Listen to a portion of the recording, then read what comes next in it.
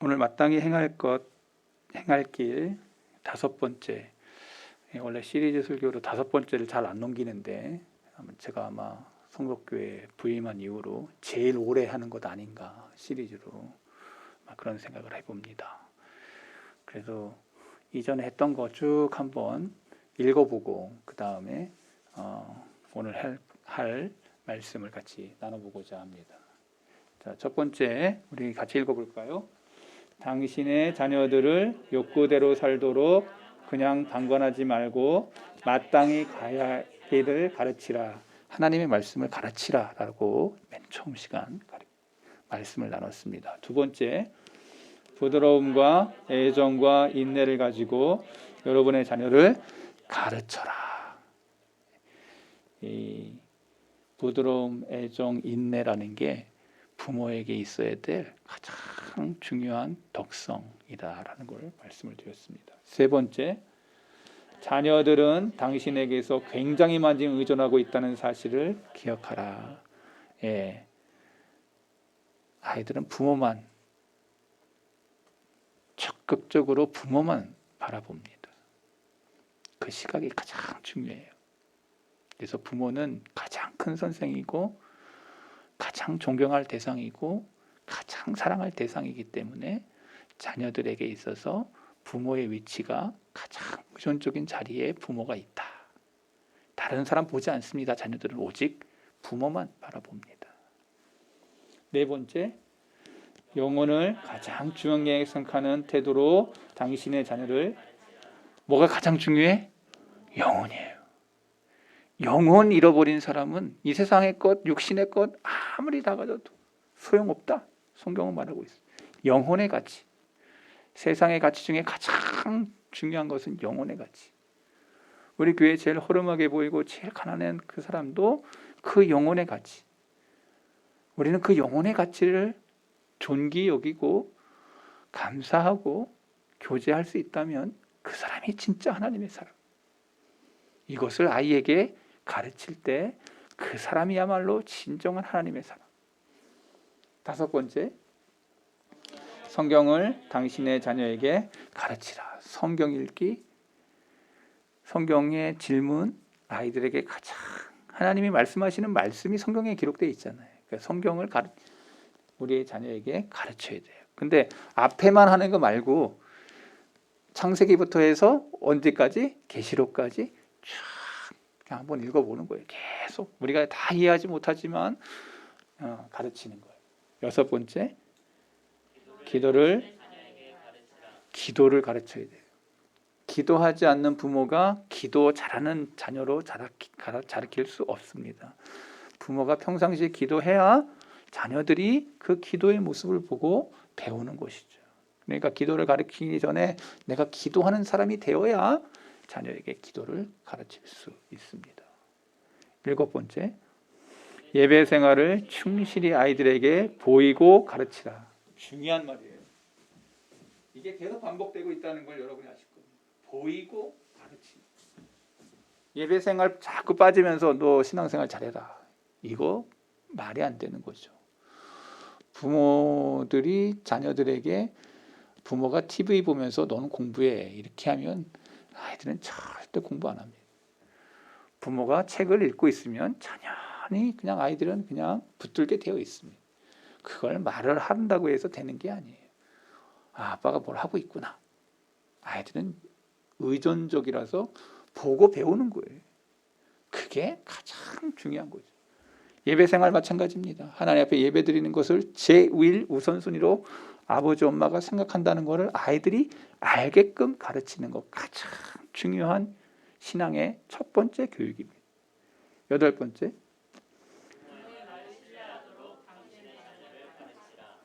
아까 의존적이라고 그랬습니다.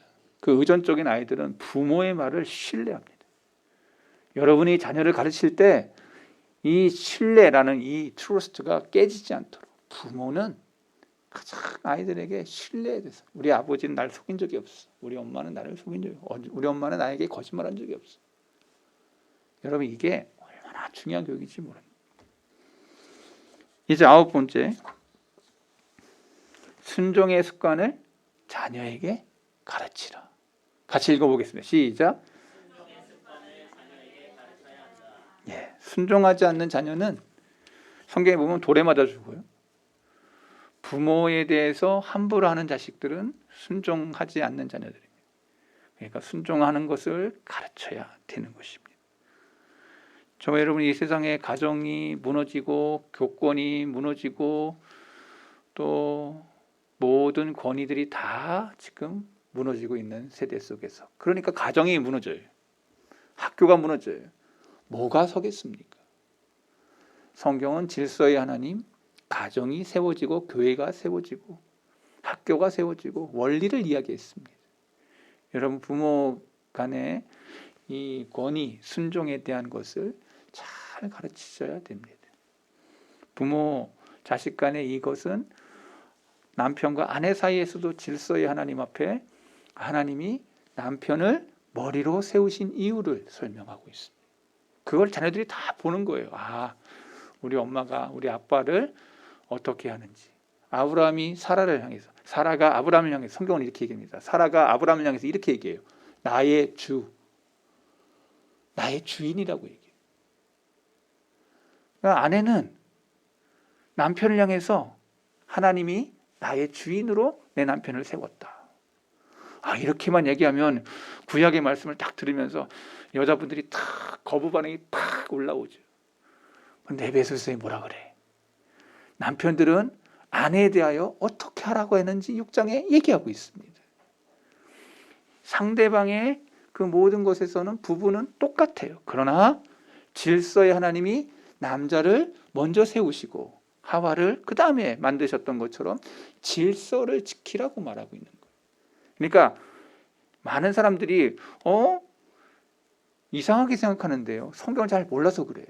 성경은 우리에게 부부간에 똑같아, 하나, 부부는 하나다. 에베소서에 그렇게 얘기해요. 특히 여자는 깨질 것 같은 약한 것이기 때문에 더 잘해야 된다, 더 세심하게 섬겨야 된다, 이렇게 말씀하고 있어요. 그러니까 아내가 남편에게 순종하고 섬기는 것을 자녀들은 보면서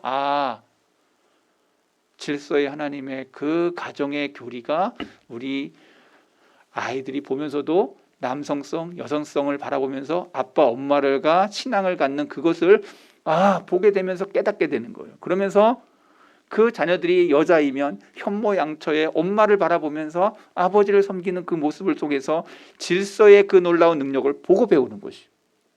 남자는 책임과 의무가 무엇인지를 깨닫고 아버지를 바라보면서 가정에서 그것이 어떻게 역사하는지를 보고 배우게 되는 것이에요.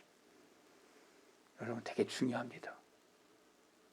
순종의 원리는 그냥 이루어지는 게 아니고 아버지, 엄마의 질서 속에서 나오는 원리라는 걸 알게 됩니다. 오늘 10번째 같이 읽어볼까요? 뿅. 10번째 시작. 당신의 자녀에게 항상 진실을 말하는 습관을 가르치라. 여러분, 이게 항상이라는 말을 여러분 꼭 기억하셔야 돼요. 뭘 말해야 되냐면 진실을 말하는 습관. 이 악한 세상 속에서 진실만이 사람들의 마음속에 새겨야 할 황금률과 같은 말씀입니다. 황금률. 거짓을 말하고 발뺌하는 것은 사람들의 상습적인 죄입니다. 바로 진실하지 못했던 것 때문에 모든 사람들이 높은 자리에 올라가서도 넘어진 사람들이 많습니다. 진실하지 못해서. 거짓된 사람은 아무리 높이 올라가도 금방 떨어져요. 진실과의 관계 속에서 다 무너지는 것입니다. 제가 아는 큰 교회 목사님 했던 분들도 진실하지 못해서 무너진 사람들이 많습니다. 그의 설교가 가마력이 있고 그의 능력이 대단했는데 그 하나님과 사람 앞에 진실하지 못해서 무너진 사람들을 저는 많이 봤습니다. 이 진실함이라는 게 얼마나 중요한 것인지를 아이에게 가르쳐야 된다는 거예요. 아담 이후로 태어난 모든 사람은 아담과 하와의 일을 반복합니다. 진실하지 못했던 거예요. 하나님 앞에 진실하지 못했던 거예요. 선악과의 사건 속에 진실하지 못했던 거예요. 하나님 잘못했습니다. 그랬으면 끝날 일이 하나님이 만든 저 여자 때문에 내가 이렇게 됐습니다. 하와는 하나님이 만든 짐승 때문에 내가 이렇게 됐습니다.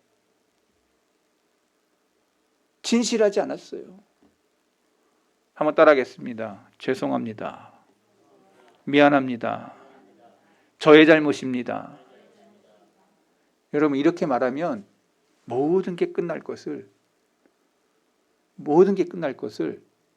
자기를 변명하고 남의 탓을 하기 시작할 때마다 진실하지 못한 그 행동 속에서 어마무시한 일들이 벌어지는 겁니다. 여러분, 교회 사람들은요, 언제든지 먼저 이렇게 얘기됩니다. 죄송합니다. 잘못했습니다. 용서해 주시기 바랍니다. 부끄러운 거 아니에요. 내가 잘못을 범했으면 그렇게 이야기하는 것이 진실한 행동인 겁니다. 한번 따라해 보겠습니다. 미안합니다. 죄송합니다. 용서해 주시기 바랍니다. 비굴한 행동이 아니에요. 나의 잘못을 진실되게 말하는 거예요. 차 사고 났을 때도 내가 잘못했으면 잘못했다고 얘기하는 거예요. 그게 하나님 앞에 진실한 거고 재판석 앞에서도 승리할 수 있는 비결이에요. 내가 잘못한 걸 내가 알아요. 내 양심을 속이지 않는 거예요. 이거 자녀들이 다 보고 있어요. 그걸 가르치는 거예요. 그게 크리스찬이라고 성경은 말하고 있어요. 사탄은 거짓말과 속임수의 아버지입니다. 사탄은 대담한 거짓말로 하와를 속였습니다. 하와의 타락 이후로 거짓말과 속임수는 모든 자손에게 내재되어 태어났습니다. 우리가 세심하게 경계해야 될 죄악입니다. 아이가 살살 어릴 때부터 거짓말하기 시작하고 진실하지 않으면 그것은 장차 그 아이를 망치는 비결입니다. 부모는 자식들에게 진실하게 살라고 하는 말과 함께 행동으로 보여줘야 됩니다. 그거를 가르치지 않으면 그 아이는 이상한 아이가 됩니다. 제가요, 어릴 적에 꽤 오락을 좋아했습니다. 옛날에는 50원짜리 넣고 했습니다. 1984년부터 해서 87년, 제가 대학을 들어가기 전까지도 저는 오락에 심취했던 사람입니다. 그때 제가 행했던 아버지, 엄마에게 행했던 악행은 이루 말할 수 없습니다. 또 이렇게 얘기하니까 또 우리 목사님 엄청난 도둑이었구나 막 이렇게 또 보면 안 되고, 제가 얘기하는 것은 이런 겁니다. 너무나도 오락이 하고 싶었습니다. 그래서 엄마의 그 지갑에 동전통이 있는데 동전을 열어보니 동전이 하나도 없어. 대담해지기 시작합니다. 지갑에 1,000원짜리가 막 보이고 10,000원짜리가 보입니다. 손을 댔습니다. 엄마가 모를 리 없습니다. 제가 조금 늦게 들어왔거든요. 그날 제 손모가지는 매로, 또 제 종아리는 이루 말할 수 없는 그러한 괴로움의 고통의 타작마당을 저는 당했습니다. 근데 저는 원망하지 않았습니다. 내가 잘못한 것이니 맞는 것이다 라고. 엄마는 그것을 가르친 것입니다. 너 왜 훔쳤느냐, 왜 못했느냐라고 할 때 저는 아담의 자리에 서서 눈물을 뚝뚝 흘리며 오락하고 싶었어요 엄마. 그랬더니 엄마가 때리던 타작이 금쳤습니다. 내 욕구를 그렇게 저걸 하지 못한다고 막 야단치시다가 잘못했어요 엄마 하다가 엄마가 매를 멈췄습니다. 그 다음부터 엄마가 저에게 오락을 하라고 돈을 주시기 시작했습니다. 솔직하면 은혜가 있어요. 진실하지 않으면 은혜가 없어요. 죄악이라는 것은 자꾸 쌓이며 쌓일수록 더 험악한 죄악을 짓게 됩니다. 그러나 진실하면 참 그 은혜가 임하는 것입니다. 여러분, 아이들에게 사랑한다면 진실을 가르치시기 바랍니다. 아이들을 사랑한다면 너희가 그러한 자리에 있을 때마다 내 잘못입니다, 내가 미안합니다, 나의 잘못입니다 라고 외쳐야 됩니다. 그것이 하나님의 사랑입니다. 저도 차 사고 몇 번 당했는데 내가 내 잘못이 있을 때는 인정합니다. 제가 몇 번 있었는데 가서 그랬어요. 내 잘못이라고. 그랬더니 이 양반이 이렇게 하고 나왔다가 이렇게 하고 나왔거든요. 제가 잘못했습니다 그랬더니 그게 아니고 병원 갈 것도 한 번도 몇 번 안 가시고 그렇게 처리를 해주셨어요. 제 잘못입니다 라는 게 여러분요, 진실함에 속하는 것입니다. 근데 성경에 보면 성경은 진실하신 하나님, 진리의 하나님으로 성경이 말하고 있어요. 하나님을 만난 사람들은 다 진실할 수밖에 없는, 진실이 그 사람의 상표인 거예요. 트레이드 마크가 된 거예요. 우리가 말할 수 있는 사람들, 하나님의 사람들은 다 진실했던 사람들이에요. 왜? 하나님이 진실하기 때문에. 여러분, 우리 시대에 말을 조금도 주저하지 않고 신뢰할 수 있고 망설이지 않고 신뢰할 수 있는 사람이 얼마나 적은지를 여러분 알 거예요. 우리가 믿고 말할 수 있는 사람이 매우 드물다는 것을 여러분 알 거예요. 그만큼 이 시대가 진실하지 않은 사회라는 거예요. 고대 페르시아 사람들, 그들의 후손을 가르치는 데 있어서 참으로 현명했습니다. 바로 자녀들이 진실을 말하도록 가르친 거예요. 진실을 말하도록. 아담과 하와 이후로 태생적인 원죄를 달고 태어난 우리들은 이 진실성에서 문제가 생겼다는 거예요. 자기 자신을 속이고 남을 속일 수 있는 죄악의 씨를 가지고 태어났다는 말입니다. 이 사실을 잠시라도 간과하면 우리는 진실성을 잃어버린 마귀의 사람이 됩니다. 구약 성경을 보세요. 하나님이 얼마나 진리의 하나님이신지, 진실의 하나님이신지를 기록하고 있습니다.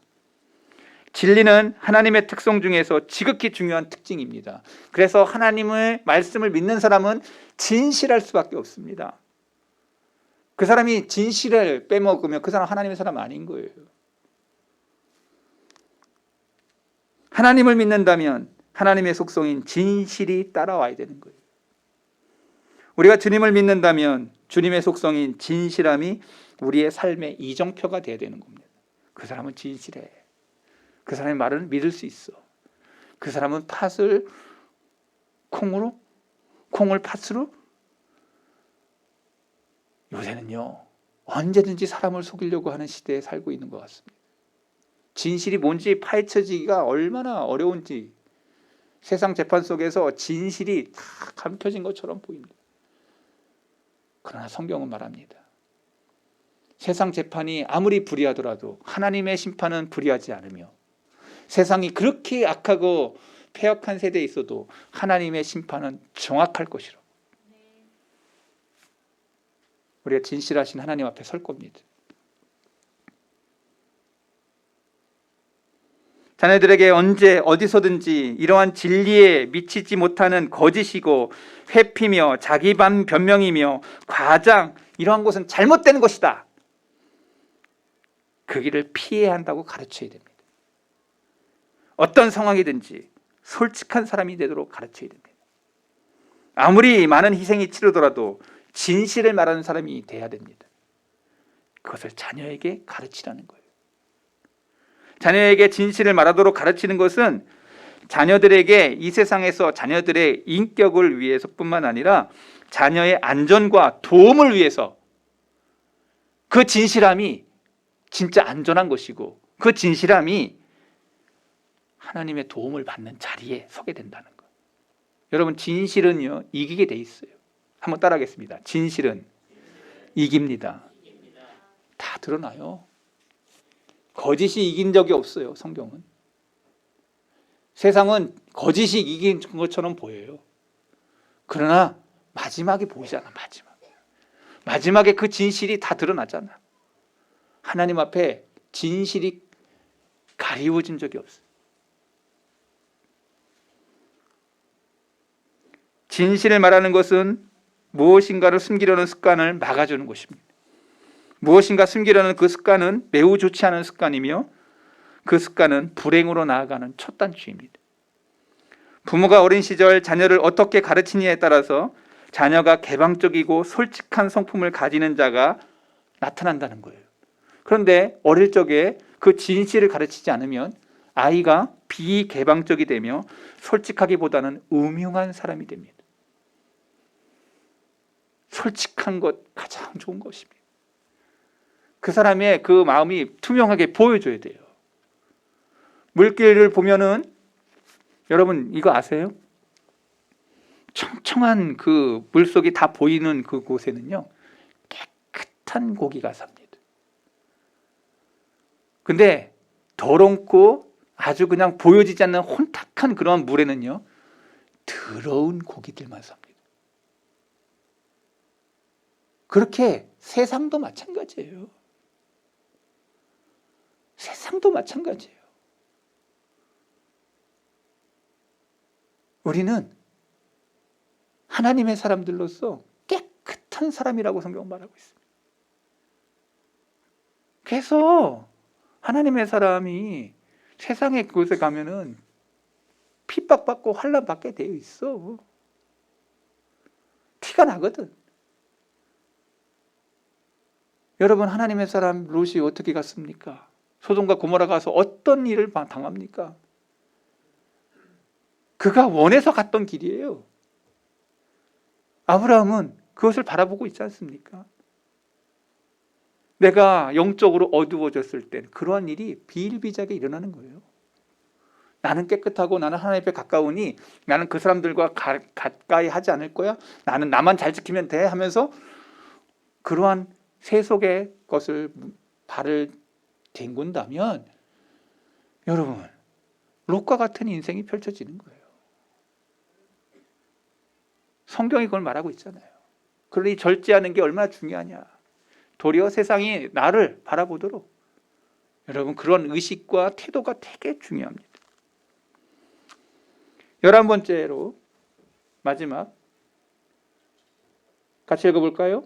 사랑하는 자녀에게 항상 시간을 선용하는 습관을 가르치라. 여러분 우리 세상은요 이 땅 가운데 시간이라고 하는 창조의 세계를 하나님이 우리에게 주셨습니다.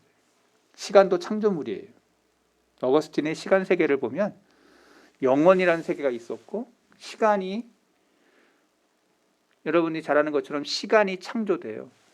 이게 무슨 말이야? 별들의 창조와 함께 태양과 함께 운행이 시작되는 그 순간부터 시간은 시작됩니다. 시간의 세계가 그렇게 돼 있어요. 그 다음에 마지막 종말의 시간이 오고 그 다음에 영원으로 들어가는, 그러니까 영혼의 세계 속에 시간이 창조됐고 시간이 흘러가면서 마지막 주님이 구름 타고 오시는 그날 영혼의 세계로 들어가는 이 시간 세계를 성경이 설명해 주고 있습니다. 시간은 그래서 창조물이에요. 똑같이 우리는 100년 안짝의 짧은 생애의 시간을 하나님이 우리에게 주어 주셨습니다. 그런데 우리의 삶 속에서 그 시간을 선용하는 사람이 있고 어떤 사람은 나태한 삶을 살아갑니다. 나태는 마귀의 절친한 친구입니다. 나태는 마귀가 우리에게 해로운 일을 할 기회를 만들어주는 확실한 길입니다. 망하는 사람들의 가장 큰 특징이 나태예요. 게으름. 망하는 사람들의 특징이 그거라고. 나태한 정신은 활짝 열려있는 문과 같아서 마귀가 스스로 들어오려 하지 않아도 마귀가 우리의 영혼에 나쁜 생각이 일어나게 하는 무엇인가를 집어넣는 것이, 어떤 피조물도 게으름게 살도록 지으심을 받지 않았습니다. 섬김과 일은 하나님의 모든 피조물들에게 주어진 본분이었습니다. 천국에 있는 하나님의 천사들 열심히 일합니다. 성경은 아담을 통해서 우리에게 그 어떠한 삶을 살아야 되는지를 보여주고 있습니다. 아담은 낙원에서 에덴 동산을 가꾸고 지키는 일을 하나님이 정하셨습니다. 저와 여러분이 이 땅에 태어나서 그냥 재주 하나도 없이 태어난 게 아니라 여러분의 직장과 그러한 모든 일을 할 수 있는 능력을 하나님이 주셨습니다. 아멘. 일을 할 수 있는 능력을 주신 거예요. 하나님께서는 그 일을 행하는 아담을 보셨습니다. 얼마나 열심히 일했는지 모릅니다. 아담이 동물들의 이름을 다 지어줬습니다. 얼마나 에덴 동산을 천국과 같이 만들었는지 모릅니다. 에덴 동산은 어쩌면 천국이었을 것입니다. 너무나도 아름다운 곳입니다. 우리나라도 얼마나 아름다운 곳이 많아요. 사람의 손길이 가는 곳마다 아름다워집니다. 근데 사람이 얼마나 악하게 만들 수 있는지도 보여줍니다. 사람의 손길이 어느 정도인지를 극대극으로 보여줘요. 어떤 사람이 가면 엄청 아름다운 곳이 됩니다. 근데 어떤 사람이 가면 완전히 사막과 같은 곳이 됩니다. 어떤 사람이 가느냐에 따라서 그 사업장도 그렇고 직장도 그렇고 모든 것들이 바뀌는 겁니다. 그 사람이 중요한 거예요. 사람이 중요해. 정치인들도 그 사람이 중요하다는 걸 알아가지고 많이 카피라이트하고 막 그러잖아. 성경이 사람이 중요하다는 걸 말하잖아. 그 첫 번째는 성경이 말하고 있어요. 사람, 아담. 근데 그 아담이 하와와 함께 그 에덴 동산에서, 에덴이라는 말이 기쁨이란 뜻입니다. 그 기쁨의 동산에서 뭐 했냐?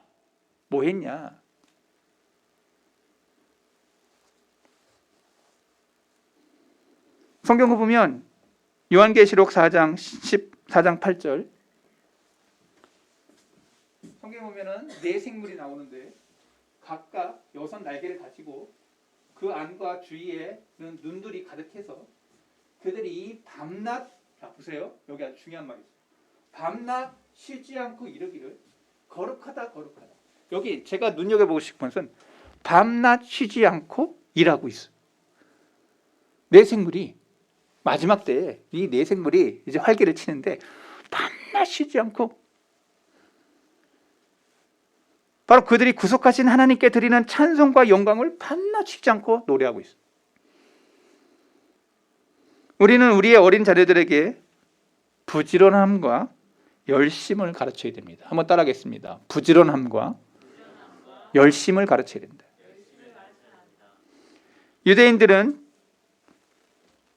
유대인들의 책을 읽어본 적이 있는데 유대인들은 게으름을 적극적인 죄로 여겼습니다. 적극적인 죄.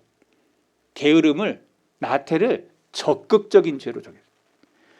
그 때문에 자신의 자녀에게 유용한 직업을 갖도록 하는 것이 유대인들의 관습이었습니다. 유대인들의 관습이 뭐냐면 너는 꼭 필요한 사람이 되거라. 다른 사람에게 꼭 유익을 주는 사람이 되거라. 너는 다른 사람에게 기쁨을 주는 사람이 되거라. 그래서 예술가 중에 위대한 사람들이 유대인들이 많아요. 유대인 중에 과학자 중에 다른 사람의 기쁨을 주기 위해서 하는 그런 과학자들이 얼마나 많은지 몰라요. 백신 중에서 제일 많이 발견한 다 유대인들이요. 의사들 중에서 최고의 그 한 사람들 다 유대인들이 많아요. 과학자 중에 그렇게 헌신했던 사람들이 유대인들이 많아. 왜 그래?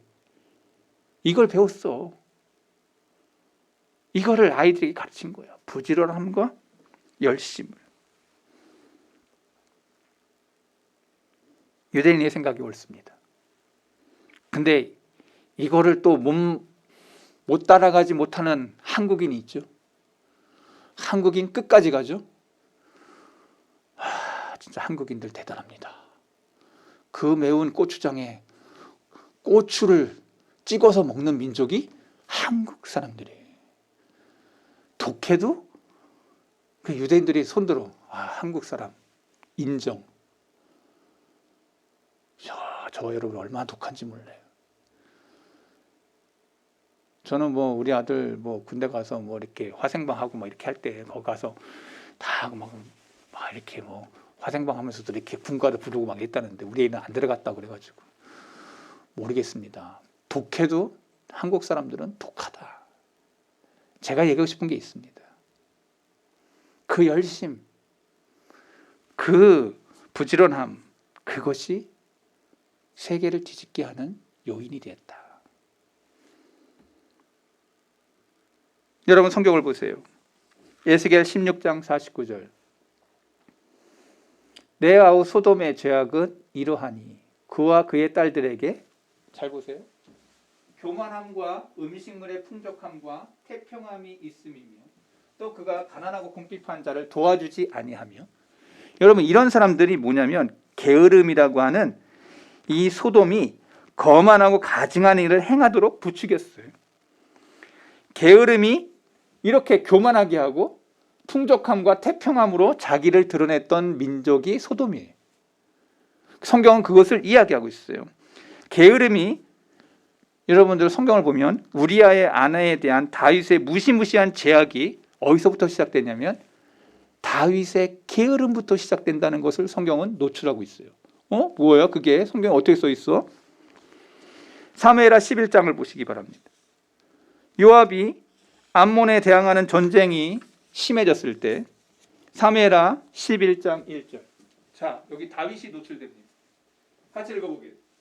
그 해가 돌아와 왕들이 출전할 때가 되매. 자, 보세요. 왕들이 출전할 때가 되매. 여기 다윗 왕이었어요. 왕이 출전을 해야 돼, 그 암몬 전쟁에. 근데 다윗이 요압과 그에게 있는 그의 부하들과 온 이스라엘이 군대를 보내니 그들이 암몬 자손을 멸하고 라빠를 에워싸고 다윗은, 가장 중요한 다윗은 어디 있어? 예루살렘에. 요 말이 아주 중요해. 그대로 있더라. 자기가 해야 될 일을 안 하고 있어. 게으름과 나태에 피곤하게 됐겠지. 그래서 좀 쉬어야 되겠다. 근데 보세요. 그 게으름과 나태의 현장을 이야기할 때 왕들이 출전할 때가 되네. 다윗은 전쟁에 가 있어야 되는 거예요. 자기 자리에 자기 포지션이 있어. 근데 그것을 회피하고 다윗은 예루살렘에 그대로 있어.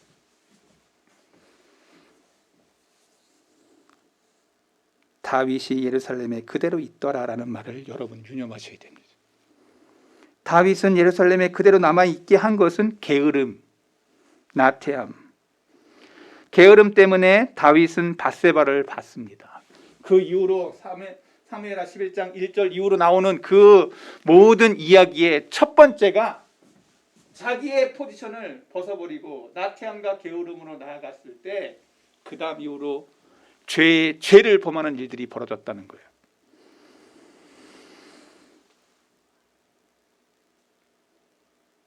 그 이후 게으름 때문에 다윗은 밧세바를 봅니다. 밧세바를 봄으로 불륜이 시작됐고 그 죄는 아주 적은 것으로부터 시작됐다는 것. 다윗에게 일어난 엄청난 불행과 무서운 타락은 바로 게으름이 시작이었다는 것. 성경은 그것을 노출하고 있습니다. 갔어야 되는데 다윗은 예루살렘에 있어. 나가 싸워야 되는데 자기는 그대로 왕궁에 거닐고 있어. 자기의 일을 안 했다는 거예요. 엄청나게 큰 저수지, 무너지는 것은 그냥 무너지는 것이 아니라 구멍 하나가 저수지를 무너뜨리는 것입니다. 구멍 하나. 아무것도 아닌 것 같아요. 우리 인간에게 있어서 게으름은 우리 영혼의 저수지에 구멍을 뚫는 것 같다는 것입니다. 아무리 훌륭한 사람도, 성경 보세요. 게으르니까 어떤 일이 벌어지는지. 자기 일에 충성하고 열심을 다하지 않았을 때 어떤 일이 벌어지는지. 영혼의 저수지가 구멍이 뚫리는 것입니다. 그 다음 이후로 무너지는 것은 삽시간에 일어나는 것입니다. 여러분이 게으르다면 마귀는 즉시 그 문을 두드리며 안으로 들어올 것입니다. 우리 주변을 보세요. 우리 주변에 둘러싼 세계에 일어나는 모든 일들이 우리에게 같은 교훈을 준다는 거예요.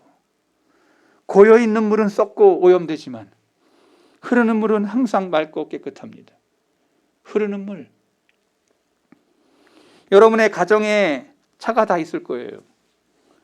차가 좋고 비싸다고 운행을 하지 않고 그대로 놓으면요. 우리 아버지가 차가 있었어요. 캐피탈이라고. 그때 그 당시에 기아에서 나온 최고급 그 세단이었습니다. 우리 아버지가 그때 계급이 좀 있으셔가지고 좋은 거를 탁 사놨어. 그때 멀리 왔다 갔다 하시면서 그렇게 왔다 갔다 하셨을 때는 그 차가 참 좋았습니다. 근데 다시 발령을 받으셔가지고 의정부 경찰서에 집이 가까우니까 차를 그냥 경찰서 안에다가 딱 새 차니까 세워놨어. 왔다 갔다 차 쓸 일이 없어. 6개월 동안 방치했는데 그냥 놔뒀는데, 그리고 커버를 뒤집어 씌워놨는데 쓸 일이 있어가지고 아버지가 차를 착 했더니 키 해가지고 착 돌렸더니 시동이 안 걸려. 그 차요? 조기 폐차했습니다. 아무리 좋고 기계가 좋은 거라도 쓰지 않으면 망하는 거예요. 여러분의 영혼에, 여러분의 탁월한 능력에, 여러분의 탁월한 무엇인가 여러분이 가지고 있는 그 모든 것을 하나님이 우리에게 장착해 주셨는데 내 나태함과 나의 태만으로 아무것도 행사하지 못하고 주저앉아 있는 사람들이 얼마나 많습니까? 그거를 우리 또 자녀들에게 대물림하고 있는 가정들이 얼마나 많습니까?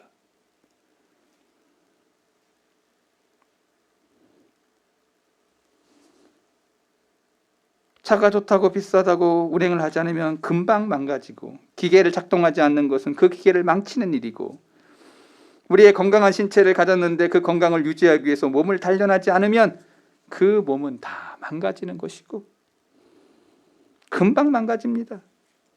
우리의 육체와 마찬가지로 우리의 영혼도 똑같다는 것입니다. 적극적인 정신활동을 하지 않는 사람은 곧 망가지고 맙니다. 이런 면에서 우리 자녀에게 시간의 가치를 가르치고 시간을 잘 사용하는 습관을 가르치고 우리 자녀에게 자기 손으로 할 수 있는 일들을 게으르지 않도록 잘 가르치는 거, 열심을 내라고. 여러분, 잘 달리는 말에게 격려와 위로는 힘을 냅니다. 그러나 게으르고 나태한 말을 길들이기에는 너무나 어렵습니다. 여러분 자녀들이 다 말 한 필씩을 하나님이 주신 거예요. 그거를 잘 단련하고 훈련시키는 조련사가 여러분의 부모예요. 그 아이가 무궁무진한 것이 그 아이의 영혼 속에, 육체 속에 담겨져 있어요. 근데 그것을 게으름과 나태함으로 망가뜨리는 부모들이 너무 많은 거예요. 저는 여러분에게 부모가 열심히 일하는 것을 자녀들에게 보여주어야 된다고 저는 강조하고 싶습니다. 그것이 성경적이라고 말하고 싶습니다. 성경은 그것을 말하고 있습니다. 직시하고 있습니다. 부모가 열심히 사는 그것을 자녀들이 금방 배우게 되어져 있습니다. 열심히 일하고 열심히 배우고, 저는 애들 중에서 참 재수 없는 아이들이 있습니다. 놀아라 하면은요, 놀지도 못해. 잘 노는 애들이 공부도 잘해. 놀아봤기 때문에 공부도 잘하는 거야. 공부 잘하는 애들은 뭔가 달라. 노는 것도 달라. 수준이 달라. 근데 놀지도 못하고 찐 것도 못하고, 그건 재수 없어. 근데 우리 교회는 노는 거 보면은 정말 잘 놀더라고요. 그래서 이 사람들이 한방들이 다 있는 사람들이다. 이걸 느꼈어요. 예. 동의를 별로 안 하시네. 윷놀이 할 때 보면 거의 세상에 마작하는 사람보다 더 할 정도의 그게 올라오는 걸 제가 느낍니다. 자랑. 여러분의 자녀들을 진정으로 사랑한다면 여러분의 가정에서 게으름을 죄로 생각하고 가르쳐야 됩니다. 오늘 제가 여러분들에게 두 가지를 나누어 성경 통해서 이야기했습니다. 다윗이 왜 망했냐? 게으름. 아이에게 게으름과 나태함은 너의 영혼을 망친다는 것을 가르치는 귀한 부모가 되시기를 바랍니다. 기도하겠습니다. 하나님 아버지,